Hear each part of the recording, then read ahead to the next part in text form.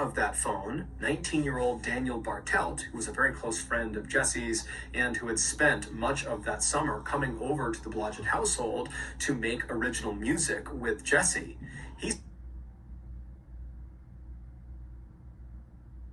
So it was one of her best friends that killed her? That's why I say you gotta watch your friends. Watch your friends, bro. It be the people who is close to you be one that hurts you the most. That shit is crazy, bro. Wow. So you gotta be careful with the company that you keep. That's crazy. Wow.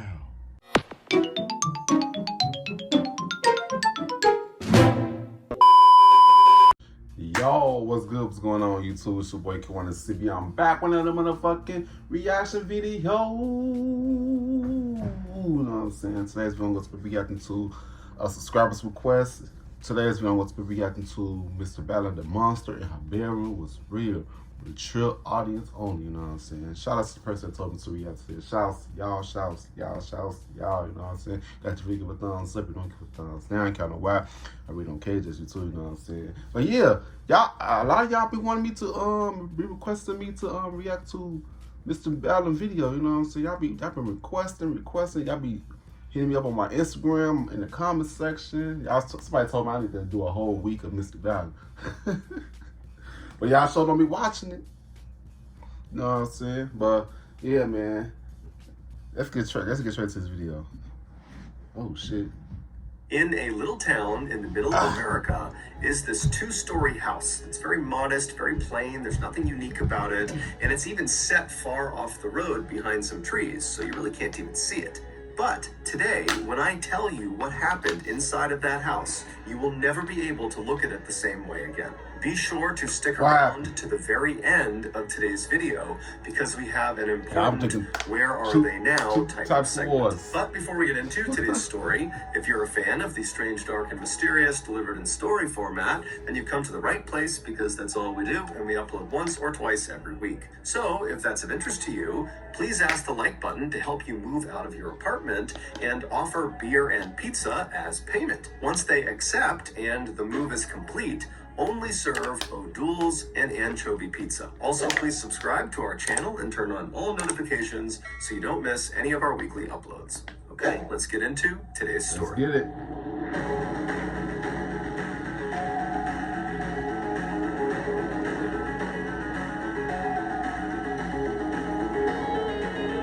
The Hartford House.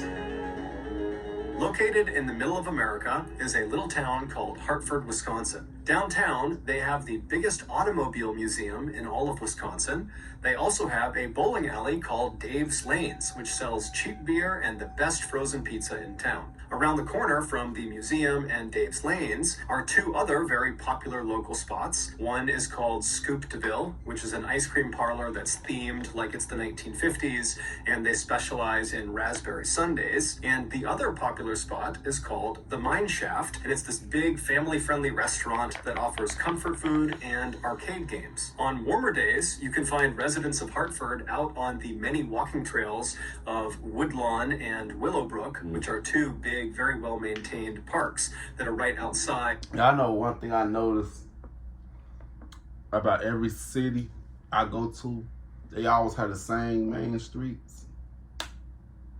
They always have the same main streets. You know what I'm saying? Like Austin, Pulaski, Cicero, you know what I'm saying? Kimball, Homer, you know what I'm saying? Yeah, let's watch this video.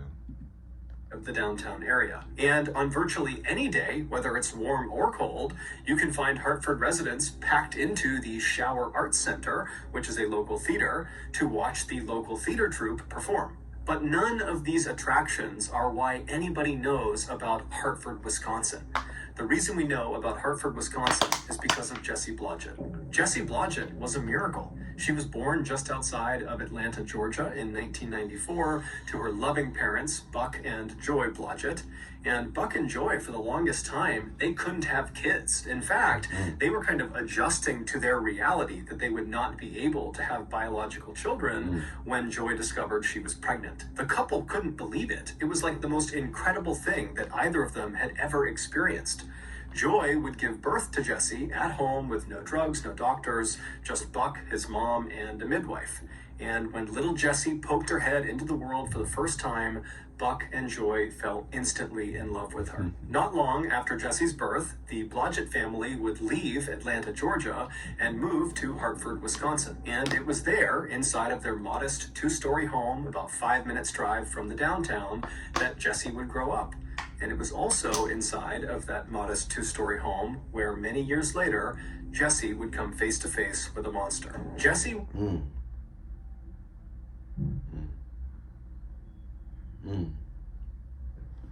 Well, for to say, yeah, I don't know, something always be up with these miracle kids. Cause I'm not gonna lie, these miracle kids always gonna have something special about them. Any child that's a miracle, it's something real special about them, bro. I don't know, bro. It's like every miracle child that I know, or anybody that I know that's a miracle child, they gifted as hell. You know what I'm saying? Or it's just something special about them. I swear to God, like my good sister Christina, she is very intelligent. She was a miracle baby. You know what I'm saying? Let's watch this video. Always someone the other kids looked up to. She was a brilliant musician who could sing, and she could play the piano and the violin. Just said that. One of her very close friends growing up, a girl named Jacqueline Knights, said that whenever she went over to Jessie's house, she would walk in and have to yell at the top of her lungs just to get Jessie's attention because Jessie was permanently playing the piano. But Jessie's musical talents were not the only reason people were attracted to her. From a young age, Jessie became outraged by bullying and unfairness of any kind.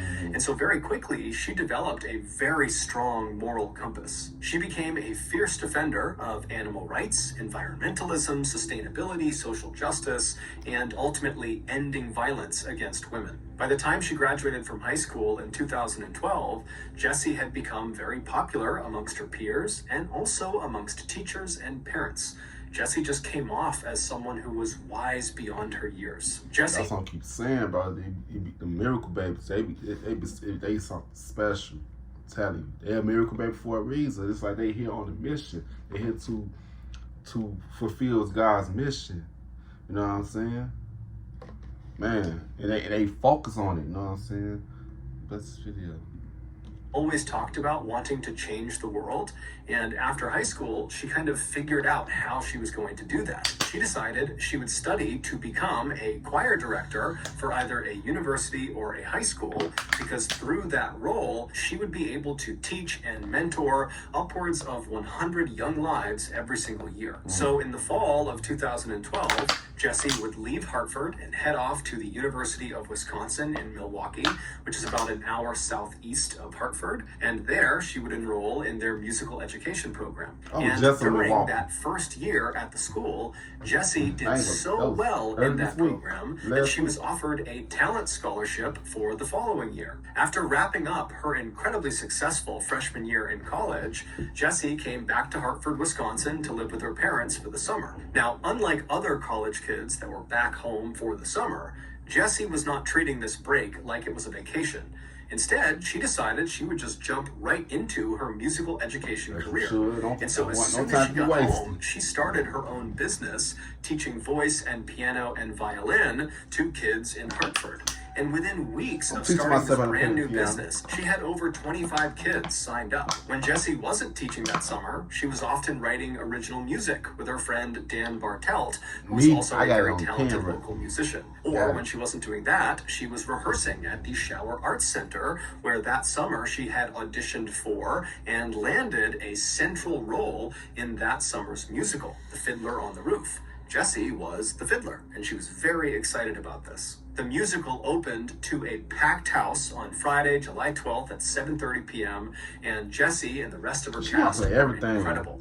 And then the next night, July 13th, Saturday, they had another big Oh, performance at July 13th. 7:30 as well. And then on Sunday, July 14th, they had a matinee performance at 2 p.m. After that matinee, Jessie and the rest of her castmates headed off to another cast member's house who had a pool, and they had a big pool party to celebrate the end of their opening weekend. And during this party, Jessie spent half of her time sitting around the pool with her castmates, and the other half of the time she spent petting llamas that were in a nearby field. Jessie would finally leave the party and get back to her parents' house sometime after midnight, and when she went inside, her mother, Joy, was still awake. And so when Joy heard her daughter, she came out to the front of the house, and she was getting ready to ask Jessie, how was the party, when she noticed right away that something was off about Jessie. She looked upset about something.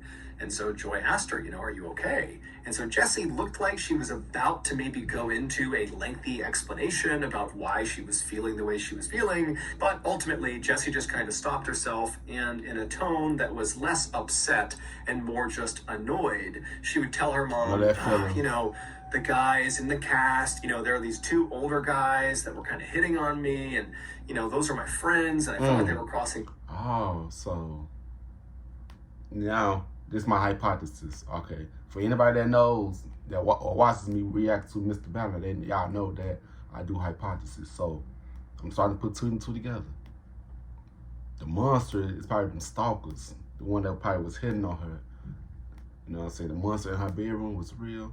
She had stalkers. You know what I'm saying? That's my hypothesis. You know what I'm saying? Yeah, that's what I said.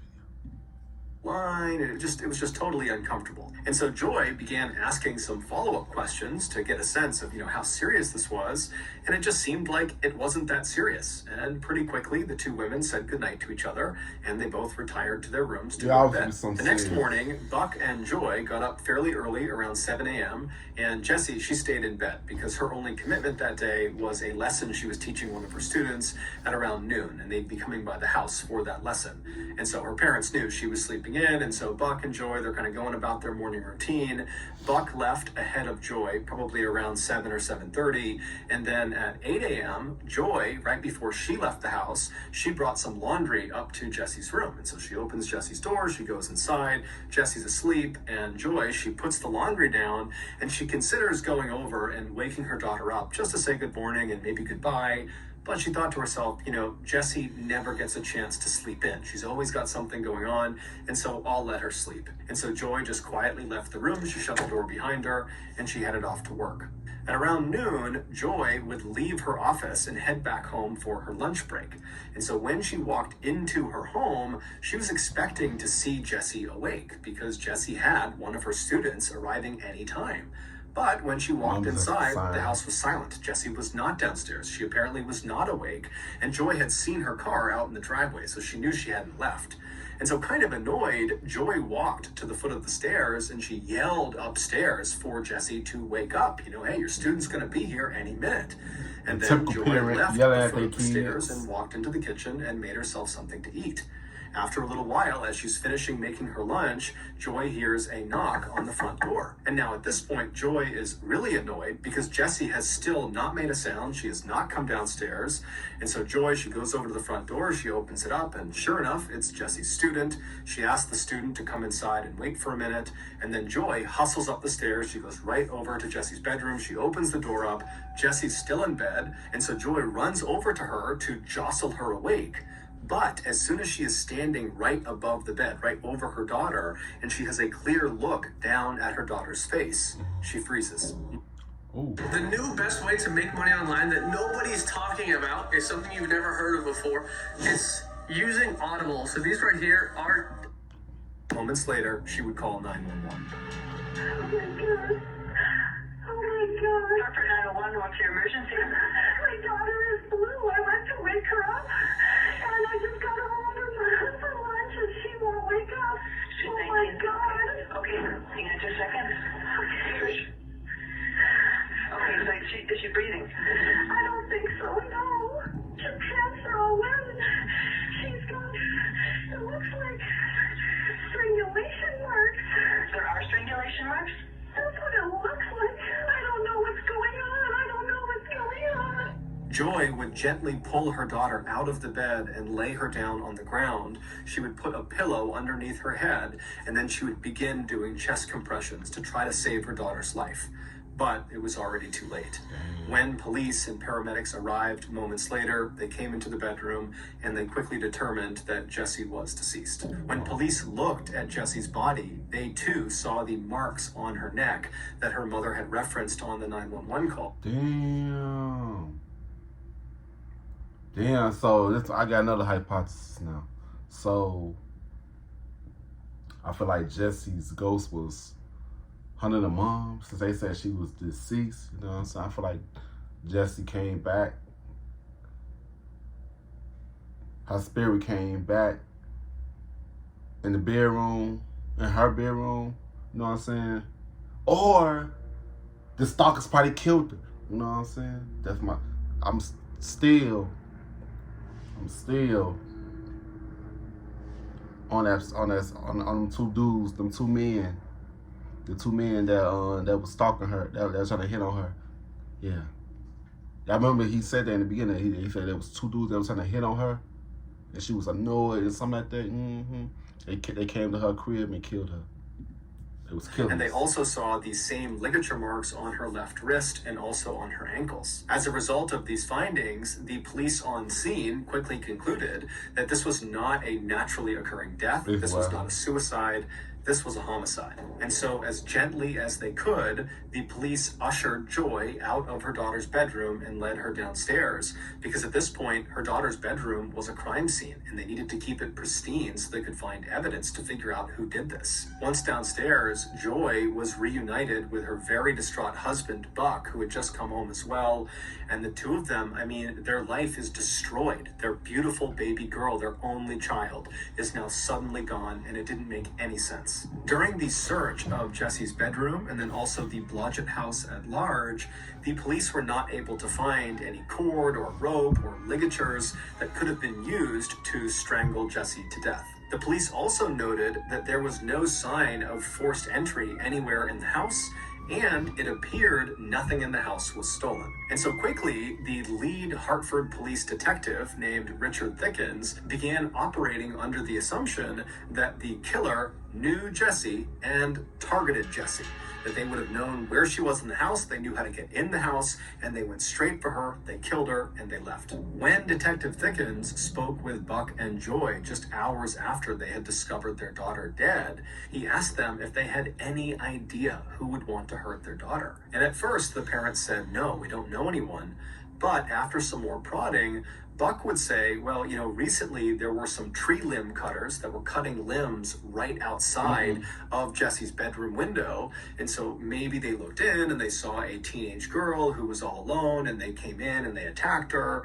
And then Buck also said that in addition to teaching music that summer, Jessie had picked up a few hours working at a restaurant down the road. And recently she had come into conflict with one of her coworkers who began acting very inappropriately with her. That's what I just said. I just said that. It probably would be one of them dudes that was trying to hit on her. Motherfuckers is weird. I just noticed that, like, if men can't handle rejection, especially from a girl that they like. That shit makes a man go crazy. You know what I'm saying? That's why men gotta start expressing how they feel, bro. And start being weird about it, bro. But I know society made men hold in their feelings and stuff. But sometimes you gotta let people know how you feel. Stop being weird, bro. Jeez, it do be them weird ones, bro. It be them weird ones, bro. Would walk past Jessie and intentionally bump into her and rub into her and just get inside of her personal space. And this coworker was aware of the fact that Jessie was really upset and had already told her family.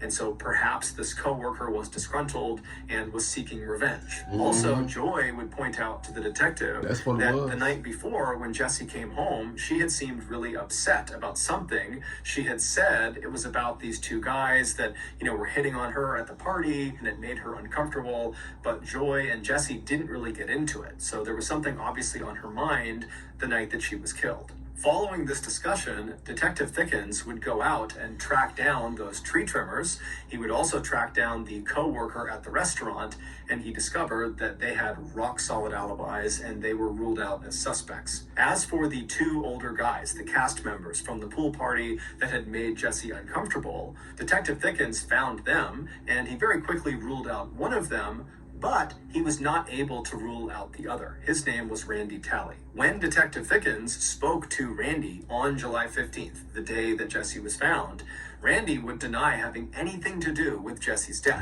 When Detective Thickens asked him, where were you the night before after the cast party? Where'd you go? And then where were you this morning? Randy would tell him that after the party, he went back to his apartment, and that is where he has been the entire time until right then. When Detective Thickens asked him if there was anyone that could corroborate his story, Randy said no, he was alone in his apartment the entire time. Shortly after speaking with Randy, the police were still searching Jesse's bedroom for evidence, and they discovered her diary. And her final entry in this diary only made Randy seem more suspicious. Despite downplaying the incident that Jesse had with these two older cast members at the pool party, after Jessie had spoken with her mom briefly when she got back from the party, she had gone up to her room and then made this final diary entry. And in it, she talks about being really upset about what these two guys had done to her. She said that these two guys were corrupting her and that they were taking what should be platonic love and perverting it into a competition. See, man, ladies, always be careful. Carry mace or something. Always be alert, man. That's why females be so damn mean, bro. Cause shit like this, bro. Cause weirdos, bro. Like females, I feel like some women can't be nice because of weirdos like this, bro. Cause if a female show that they too nice, a man will take advantage of. Oh, she like me. You know what I'm saying? That's why females be so aggressive now, bro. Yeah, man. That's why this video, man. Closing lines seemed to indicate that she might have been expecting some sort of future confrontation with these two guys. The lines read, "I am not helpless. I will recognize problems and confront them without fear. God be with me." Between Randy's lack of an alibi and then Jesse's kind of ominous final message that seemed to be talking about Randy, Randy quickly became the primary suspect in this murder investigation. But Randy's cell phone records indicated that he had not had any interaction, no calls, no text messages with Jessie leading up to her death.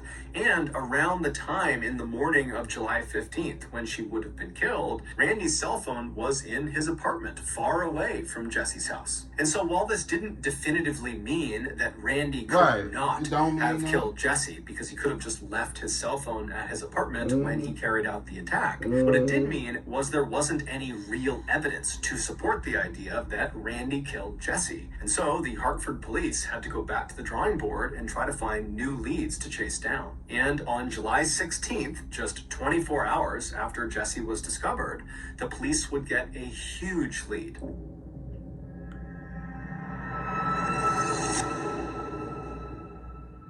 Before we finish our story, I want to tell you about today's sponsor, Current. Banking is still one of the very few industries that has yet to be modernized by technology. It's still dominated by a bunch of old... 3 days before Jessie was killed, a young woman about the same age as Jessie, named Melissa Richards, decided to take her dog for a walk in a park in Richfield, Wisconsin, which is a small town about 10 miles southeast of Hartford. When Melissa pulled her car into the dirt parking lot that connected to the walking trail she intended to go on, she noticed there was only one other car parked in this lot, and it was immediately on her left, pointed nose away from the entrance. It was this blue minivan. And so as she's driving in, she looked over at it and she noticed the driver had their legs poking out of the driver's side window as if they were laying down across the front seats. And so this didn't really matter to Melissa, but she definitely took note of this person in this van. And so she drives past the blue van on her left. She drives all the way across to the other side of the dirt lot. She parks her car, she hops out, she gets her little dog Remy out of the car, and then she walks away from the parking lot and heads onto the walking trail into the woods. The trail that she was walking on was basically a big loop that ended at the entrance to the dirt parking lot. And so when she was done with her walk, she would be walking directly across the entire parking lot, which would mean she would be walking on foot past that blue minivan if it was still there when she was done.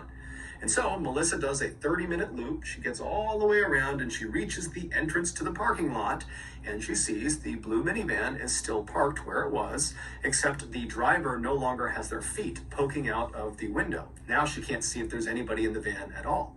And so Melissa, again, she's not really thinking about this. It's crossing her mind, but she's not on edge about this van. And so she lets go of the leash of Remy, and Remy starts running to the car, and Melissa pulls out her key fob and she opens up the trunk to the car. And so Remy runs over, he leaps into the car, and then Melissa just continues to walk across the lot towards her vehicle. And when Melissa walks just far enough that she is past the blue minivan, she turns to look at it and she sees the person who had been sticking their legs out of the window, the driver, is now sitting in the passenger seat of the blue minivan. The door is open and this person is sitting there staring at Melissa. And so Melissa, she makes quick eye contact with this person and immediately averts her gaze. She doesn't want to be rude, and she just keeps on walking towards her vehicle. But again, she's not worried about what's happening with this van. She's just aware of this person. And she should. Shit, that's a red flag right there, girl. You better go with your instincts, girl. It's by acting weird. You better get the fuck up out of there. Shit, it can't be no black person. Black people be gone. Black people, if we see it's by acting weird, we gone. We like, bye. What is this video? Man. But after averting her gaze, she hears the sound of someone running towards her from behind. And so she whips her head around and she's gone. American Like the CIA after her. Sees the same person who was sitting in the passenger seat, the driver of this van, has run up to her. And as soon as she turned around to face this person, they came to a complete stop. And they were just staring directly at Melissa. They were only about 10 feet apart. And Melissa kind of reflexively said, "Oh, you scared me." And then Melissa just turned her back on this person and continued walking towards her vehicle.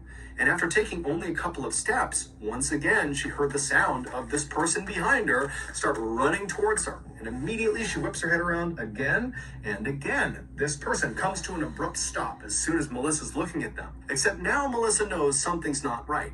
And worst of all, she looks down, and in this person's right hand by their hip is a knife. A split second later, this person charges Melissa. They tackle Melissa to the ground. Melissa smashes down onto her stomach, and she's pinned on her stomach. And this person, they attempt to stab Melissa, but Melissa fights back like mad. She turns over and she grabs the blade of the knife, and she wrestles it away from her attacker, and she pulls the knife under her body, and she puts it under all of her weight. And the attacker is so surprised that this has happened, they actually stop for a second before kind of reaching down and trying to yank the knife out from underneath Melissa, but Melissa is not letting it go. And so finally the attacker just kind of sits up on her back and says, "Can I just go?" And Melissa says, "No." But at that exact moment, the attacker leapt up and started running back towards the blue minivan. And so Melissa, she's not waiting around to see what they're going to do. And so she jumps up. She's still got the knife in her hand. So the attacker who attacked Melissa, this is my hypothesis, by the way. So the attacker who attacked Melissa probably killed Jesse. That's my hypothesis though. Let's watch this video. Her hands are completely ruined. Melissa runs to her car. She leaps inside. She throws the bloody knife onto the floorboard of the passenger seat. After making sure Remy is in the car with her, she shuts the back hatch, she locks the doors, and then she turns around and she sees her attacker in the van peeling out of the lot driving away.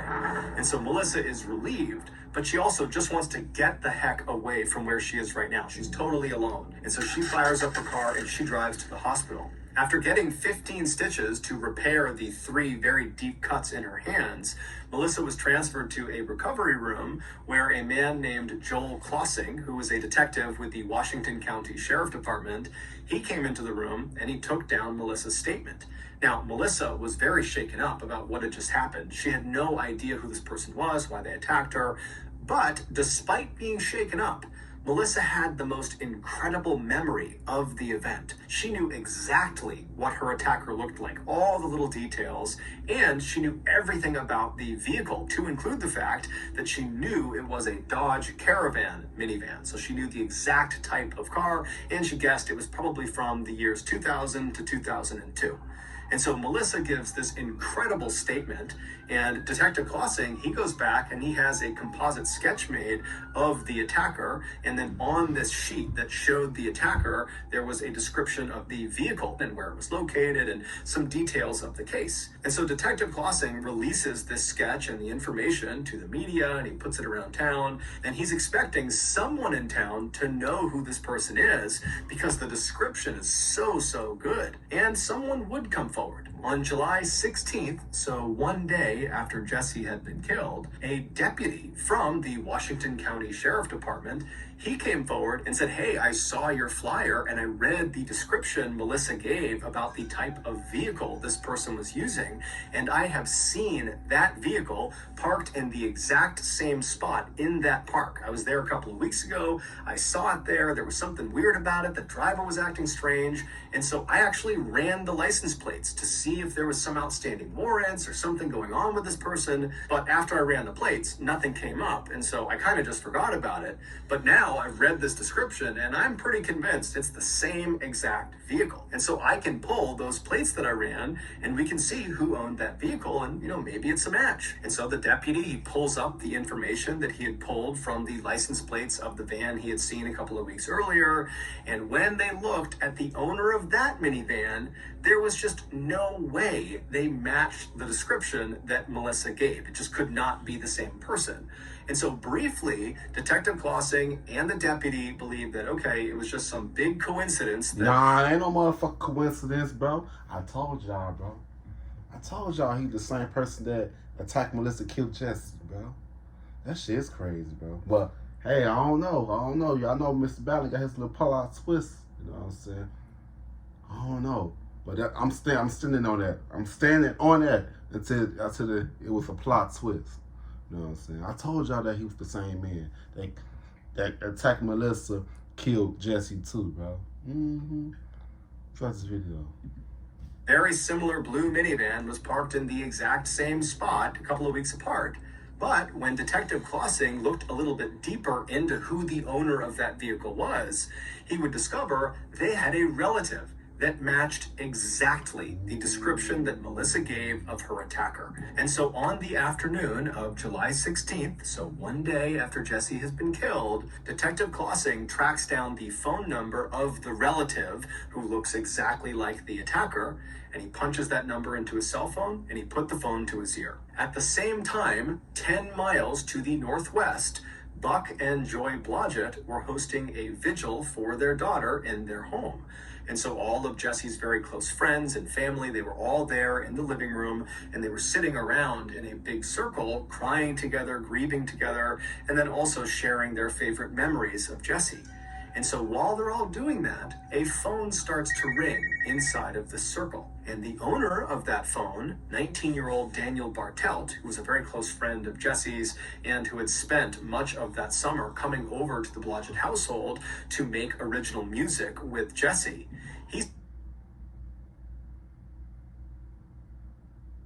So it was one of her best friends that killed her? That's why I say you gotta watch your friends. Watch your friends, bro. It be the people who is closest to you be one that hurts you the most.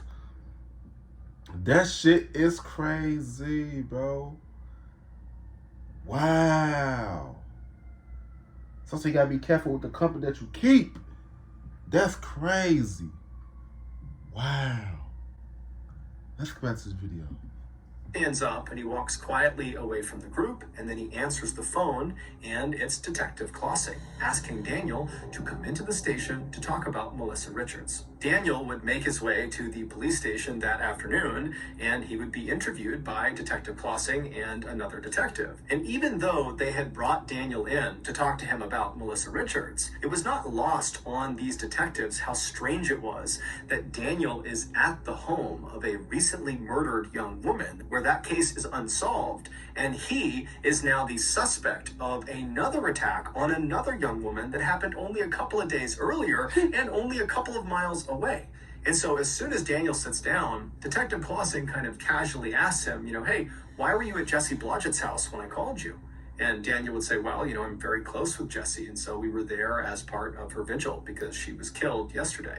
And so the detective kind of did gradually shift to Melissa Richards, which Daniel would say he had nothing to do with. But as they began asking him questions about Melissa, Detective Klossing and the other detective noticed that there were cuts on Daniel's hands. And so they kind of cut him off, and they asked Daniel, how'd you get these cuts on your hands? And Daniel was very quick to say, well, I got them at work. A screw kind of jutted out and cut my hands. I move inventory around in a back room of an engineering company. And, I just cut my hand at work. And so at that point, the police began really asking very pointed questions about exactly how he hurt his hands and what exactly did he do at his job. Wow. And at some point, when it just seemed like there was something off about his story about how he hurt himself, one of the detectives just says to Daniel, if I were to call your employer, this engineering company, would they say you, Daniel, are currently employed with them? And Daniel, he kind of paused for a minute and then said, gotcha. No, I actually lost my job several weeks ago. And so gotcha. Now the detectives knew he had to be lying about how he cut his hand. Gotcha. Because he's just told them that gotcha. he hurt it at work recently, but he wasn't employed recently. And so Detective Klossing kind of leans in and says, Daniel, so how'd you really hurt your hand? And so Daniel, he begins talking about how he cut it cooking. And Detective Klossing is like, Daniel, nobody would lie about cutting their hand cooking. Right. So why don't you just tell us the truth? And amazingly, Daniel would. He would admit, after some serious pressure, that he hurt himself attacking Melissa Richards. He told detectives that after he lost his job a few weeks earlier, he didn't want his parents to know he had lost his job. For what? And so he had just continued getting up early and leaving the house and coming back later in the day. Sometimes you need to stop running for your problems, bro. Get out your head. You never know how your parents was gonna react, bro. So you was gonna attack other people to get your frustrations out on the people, bro, into people, bro. That shit crazy, bro. Cause you being selfish with yourself, bro. Oh, it's like I'm talking to him about it. I'm talking to you if you out here, if you ever watch this video. That's the video. Kind of acting like he had been at work all day, when in reality, all he was doing was driving around town and sometimes going to parks and just sitting in parking spots in parks. And so on July 12th, the day that Melissa was attacked, that's exactly what Daniel was doing. He was pretending to be at work by sitting in that parking space in that dirt lot in Richfield. And at some point, he saw Melissa and he decided he just wanted to attack her. He told detectives that recently he had become overwhelmed in college, and so he had dropped out, and then he lost his job. And so combined, he was just feeling kind of scared of life. That's how he described it. And so he wanted somebody else to feel scared too. So that was why he said he attacked Melissa. But despite admitting his vicious, violent crime against Melissa Richards, Daniel, when asked if he had any connection to the Jesse Blodgett murder, he would say, absolutely not. I love Jesse. I would never hurt her. But when Detective Klossing reached out to Detective Thickens of the Hartford Police and told them you should look at Daniel as a potential suspect in your murder case, it would quickly come to light that Daniel was lying again. Daniel was raised in a good, loving family. He was extremely smart, straight-A student. He was an incredible musician, and he was really well respected by his peers and even by his teachers and other instructors. I mean, this was a kid who had everything going for him. But something went wrong with Daniel, and no one knows exactly why. Shortly before he attacked Melissa, Daniel had become obsessed with killing and death and murder. His internet search history shows that he spent a lot of time looking for actual snuff videos online. Those are videos of actual murder. He also spent a lot of time looking up serial killers and spree killers, and he was especially interested in anybody who killed lots and lots of women. And then finally, right before he would attack Melissa, Daniel, based on his search history, had discovered this one particular pornographic snuff film, and it was of this woman who was all tied up and hogtied, and after being assaulted, she was strangled. And Daniel watched this video over and over and over and over again. On that day, July 12th, as Daniel is pretending to be at work, he's sitting in his car, he looks out and he sees Melissa, she's all alone, and something clicks in his head where he decides he's gonna go reenact that wretched pornographic snuff film on Melissa. So he got a lot of he got some sexual arousal from that shit. That's weird. That's fucking weird, bro. What's this video? So Melissa was likely just at the wrong place at the wrong time. Recovered in that dirt parking lot after the attack was this special, very strong tape that had been in Daniel's pockets during the attack. It had just fallen out. And so it's believed he was going to use that tape to subdue Melissa and then abduct her. But obviously Melissa fought back and Daniel got spooked. Kick his ass. 3 days later, on July 15th, it's believed that Daniel decided he wanted to try again. He wanted to act out this pornographic snuff film, but in real life. And this time, he wasn't going to leave it up to some random victim. He needed his victim to be totally helpless. He needed his victim not to fight back. And who better than 19-year-old Jesse Blodgett, his close friend who inherently trusted him and would easily let him into her house, into her bedroom. It wouldn't matter if she was all alone because she felt safe around him. Based on eyewitness testimony of someone who was driving through the Blodgett neighborhood on the morning that Jesse was killed, it's believed Daniel arrived in the driveway of the Blodgett household just a few minutes after Buck and Joy had left for work. Wow. And so he pulled into the driveway knowing that Jesse was all alone. We don't know exactly what happened inside of that house. We don't know if Jesse came down and opened the door or if she was still upstairs sleeping. But Daniel, he entered the house, and when he went inside, he was prepared for what he was about to do. He literally had a bag full of supplies. Things like that special tape, there were ligatures, cords, ropes, there was alcohol wipes, zip ties. And so he makes his way upstairs to Jesse's bedroom, and then once he's in there, we don't know if Jesse was awake or sleeping at this time, but either way, Daniel jumped on top of her and immediately put a homemade ball gag into her mouth and then wrapped that special tape around her head to make sure the gag stayed in her mouth. And then once she couldn't make a sound, he bound her wrists and her ankles and he hogtied her, and then he viciously assaulted her, and then after he was done, he wrapped some cord around her neck and he strangled her to death. After she was deceased, Daniel attempted to clean her body with some alcohol wipes, and then after that, he kind of repositioned her in her bed with the covers up over her to give the appearance that she was still... He deserved to die. I'm sorry, bro. He deserves to die. I don't care. Yeah, he deserved to die, bro. Strangling, killing an innocent person, that's because you got influence about what you see on fucking YouTube.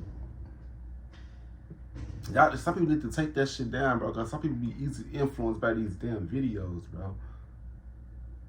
Damn, bro, that's why I say it's a spiritual war going on out here. It is.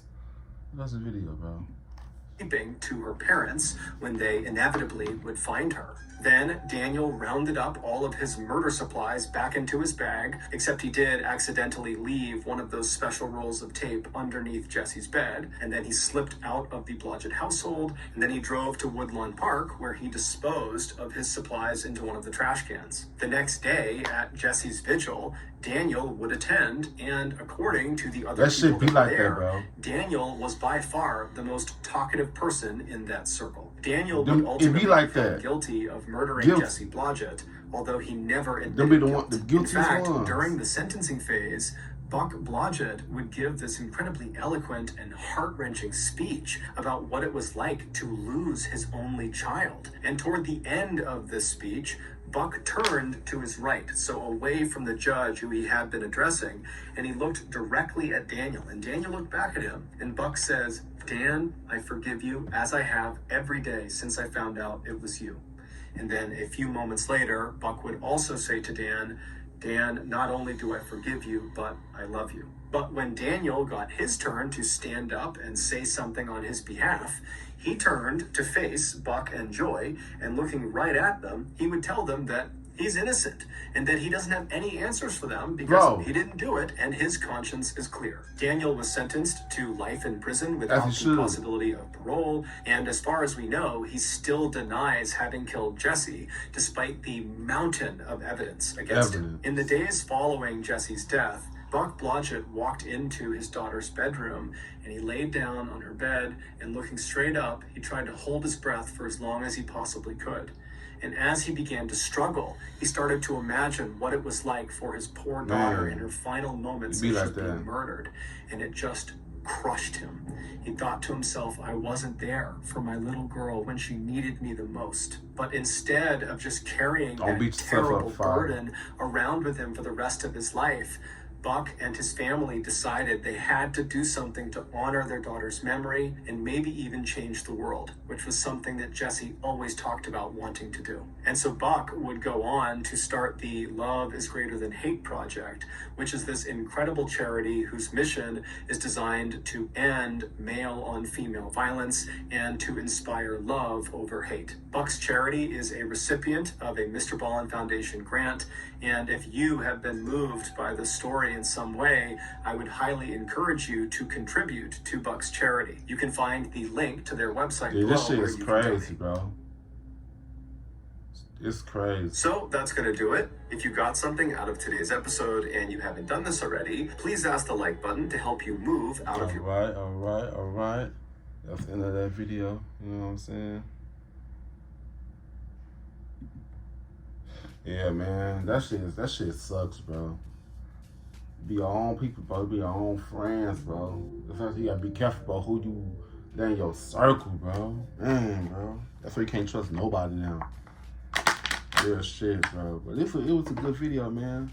I appreciate everybody who told me to react to this, man. More Mr. Ballen videos coming soon. But yeah, man, like if you give a thumbs up, you don't give a thumbs down, can't know why. We don't care, just you too, you know what I'm saying? Yeah, Super Squad, I'll see you guys in the next video. I love y'all. Peace out.